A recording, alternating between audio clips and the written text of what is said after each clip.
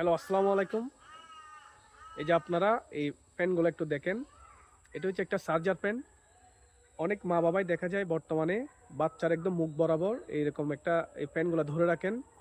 এরকম একটা শিশুর মুখে যখন আপনি এই ফ্যানগুলো ধরে রাখবেন, তার কয়েকটি সমস্যা হতে পারে। প্রথমত হচ্ছে এই ফ্যানগুলোর বাতাস সরাসরি বাচ্চার মুখে এবং নাকের ভিতর গিয়ে নাক এবং মুখ শুষ্ক করে ফেলতে পারে এবং শুষ্ক করার কারণে ধুলাবালি বা যে কোনো ধরনের জীবাণু খুব সহজে কিন্তু নাক এবং মুখের ভিতরে প্রবেশ করতে পারে।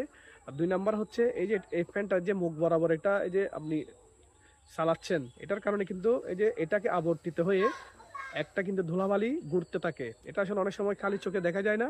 আপনি একটু রাতের মধ্যে লাইট দিয়ে দেখলে আপনারা বুঝতে পারবেন। এই ধুলাবালি কিন্তু এগুলা কিন্তু বাচ্চার মুখে প্রবেশ করে খুব সহজেই এবং বাচ্চার সর্দি কাশি করে।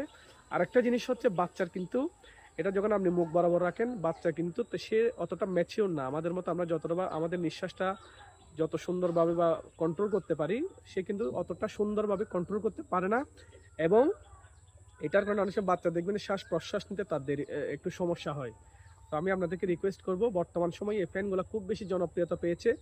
আপনারা বাচ্চার মুখ বরাবর বা নাক বরাবর এই ফ্যানগুলো আপনারা চালাবেন না। এর কারণে কিন্তু বাচ্চাদের সর্দি লেগে যেতে পারে বা ঠান্ডা লেগে যেতে পারে। আপনারা একটু সতর্ক থাকবেন। আপনাদের যদি বাসায় কোনো ঘূর্ণায়মান কোনো ফ্যান থাকে, ওগুলো ইউজ করতে পারেন যেগুলা ঘুরে এবং সিলিং ফ্যানগুলাও বা টেবিল ফ্যানগুলাও আপনারা একটু ব্যবহার করার ক্ষেত্রে একদম বাচ্চার যেন মুখ বরাবর না হয়, ওই জিনিসটা একটু খেয়াল রাখবেন।